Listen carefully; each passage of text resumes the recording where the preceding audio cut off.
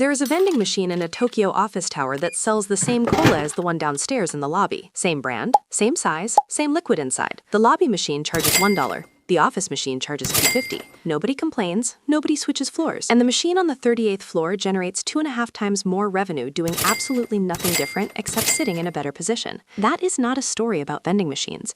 That is the entire playbook. The rich do not always work harder, think faster, or start with more.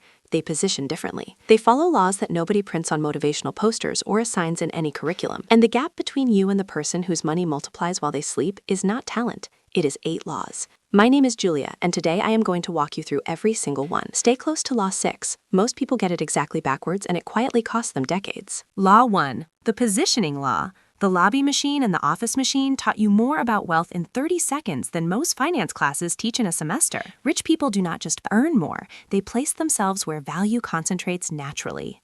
A lawyer who works for individuals charges $200 an hour. The same lawyer who restructures corporate contracts charges $2,000. Same brain, same bar exam, different position.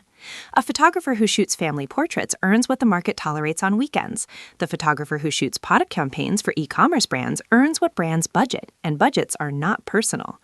Before you ask how to earn more, ask where money already wants to flow and whether you are standing in that current or standing on the bank watching it pass. Positioning is not about being the best, it is about being present where the value already lives. Law 2. The multiplication mindset law. Here is something that sounds obvious until you realize almost no one actually does it. Rich people never count money. They count what money can become. A $10,000 sitting in a savings account at 0.4% becomes $10,408 in a year.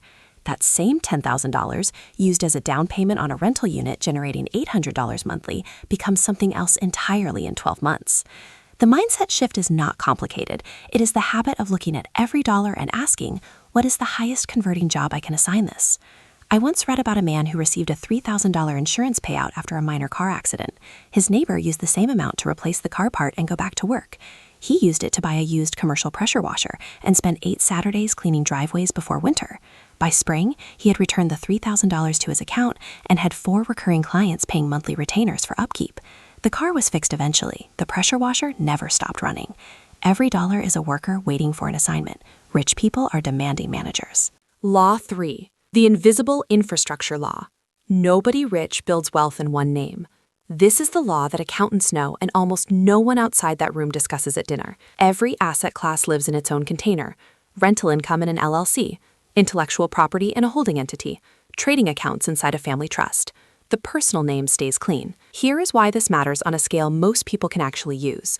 A woman named Julia built a small candle business selling online and at local markets. One batch of candles causes a complaint. A single lawsuit lands. If Julia runs everything under her personal name, the lawsuit reaches her car, her savings, her future paycheck. If Julia runs it through a registered LLC with a separate business account, the lawsuit stops at the company door. The business may take a hit. Julia walks out with her life intact. Starting this infrastructure costs less than a month of streaming subscriptions. An LLC in most states runs under $100 to file. A business bank account is often free. An umbrella liability policy costs less than a gym membership per month. You do not build the walls after the storm arrives. You build them on a quiet Tuesday when nothing is wrong. Law 4. The velocity law. Imagine a river. On one side, water flows fast, carving channels, picking up silt, doing work. On the other side, a section is cut off from the current. Still water, no movement. Things start growing in it that you would not want on your skin. Idle money behaves exactly like that cutoff section. Rich people move money the way airports move planes. The goal is never to park. The goal is to minimize ground time. A dividend hits on the 15th. By the 16th, it buys more shares. A property sells. Proceeds move into treasury bills at 5% while the next deal is analyzed. Even the emergency fund earns 4% sitting in a high-yield account instead of 0.01% in the default savings the bank offers because they know most people never check. You can run this same system right now. Set an automatic transfer for the morning after payday. A fixed percentage, even if it is only $40, moves to a brokerage sweep account that earns interest between purchase dates. The amount matters less than the motion. A river moving slowly still carves canyons. Still water just sits. Law 5. The borrowed time law. This is the law most people are terrified to learn because they were taught that debt is the enemy. They were half right. The enemy is not debt. The enemy is debt pointed at the wrong target. A $30,000 car loan at 7% interest pointed at a machine that loses 15% of its value every year is a slow financial bleed dressed up in new leather. A $30,000 business loan at 5% interest pointed at equipment that produces $2,500 a month in revenue is a machine printing money you did not have to save for. Rich people borrow at rates below what the borrowed money earns. They live inside the spread. In commercial real estate, this has a name. It is called leverage, but it works at every scale. A $2,000 credit union loan used to buy a commercial espresso machine that goes into a monthly lease agreement with a small cafe earns back the payment and a margin within 90 days. The rule is always the same. If what you are buying cannot reasonably out-earn the loan, plus a conservative buffer for the unexpected, put the application down. But if it can, the bank just became your silent business partner. Law 6, the scarcity signal law. This one runs quietly in the background of almost every major fortune built in the last 50 years, and almost everyone gets it exactly backwards. Most people chase what is popular. They buy the trending stock after it has already run. They enter the market everybody is already talking about. They open the coffee shop in the neighborhood that already has 4 coffee shops. Rich people follow scarcity signals instead.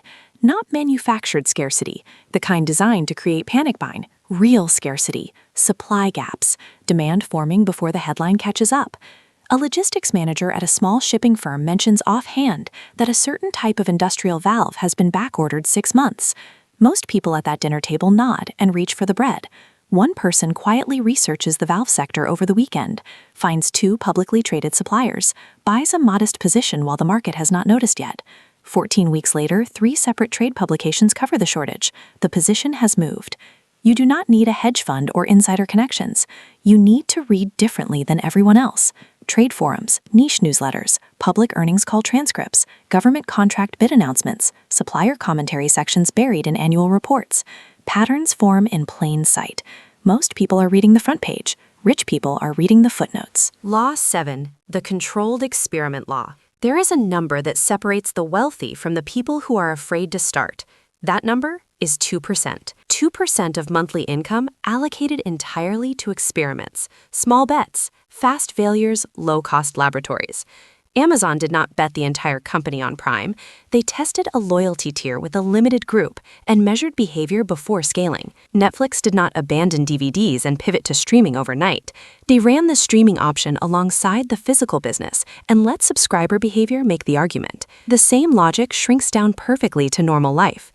$30 on a targeted social media ad to test whether anyone wants your freelance service before you build the website and buy the software.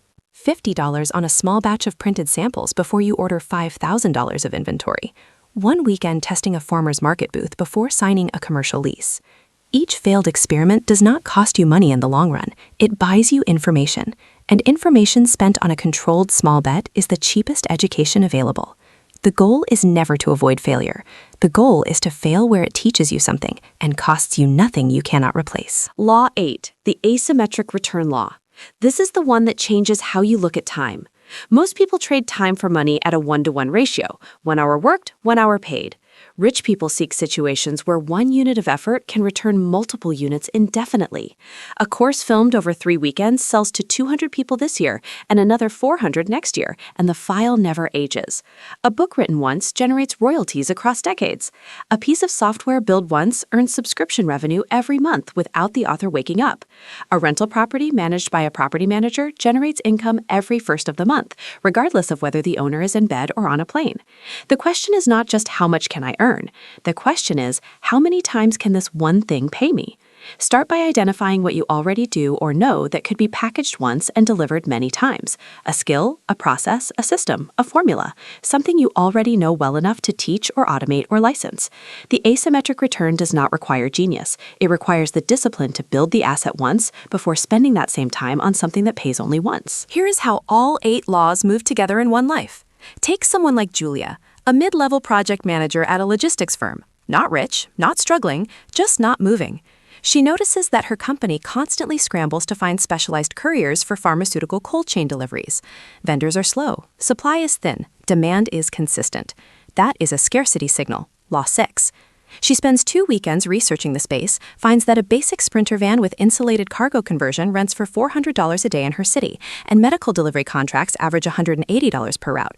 She runs one route herself on a Saturday. It pays $180 and takes 4 hours. That is a controlled experiment. Law 7. Encouraged, she takes a $15,000 small business loan at 5.9% to buy a used van and complete the conversion. That is borrowed time. Law 5. She registers the operation under a separate LLC, opens a dedicated business account, and adds commercial vehicle liability coverage. That is invisible infrastructure. Law 3. Revenue from each delivery sweeps automatically into a business high-yield account, earning 4.2% until quarterly restocking and maintenance are paid. That is velocity. Law 4. She keeps her lifestyle unchanged. No announcements on social media, no new car, no visible change. That is positioning through invisibility, the quiet version of Law 1. 14 months in, the van earns more than her salary. She films a 3-part course on entering the medical courier space for other owner-operators. The course sells passively. That is the asymmetric return. Law 8. 2 years from the first Saturday route, Julia is choosing her hours, not because she was lucky, not because she started with more than you, because she followed 8 laws that were always available to anyone willing to look past the front page. You do not need all 8 running at once. You need 1. If your cash is sitting still, open a high-yield account tonight and set an automatic transfer for tomorrow after pay clears. If you carry expensive consumer debt, make a list this week of assets that could out-earn the interest rate and run the numbers on 1. If you have no legal structure for income you earn outside your job, spend 40 minutes at lunch filing an LLC. Most states process it same week. If you have not run a single experiment this year, allocate $30 from this Friday's paycheck to test one idea you have been overthinking for months. Small moves stack. The person who makes 1 move a month looks unrecognizable in 3 years to everyone who watched them and waited. The vending machine on the 38th floor is still charging $250. The question is whether you are about to go find one of your own or take the elevator back down to the lobby price. 8 laws, always available. The next move is yours. Like this video if one of these laws reframed something for you. Drop in the comments which law you are running first. And subscribe to Julia Invests for the next one. See you soon.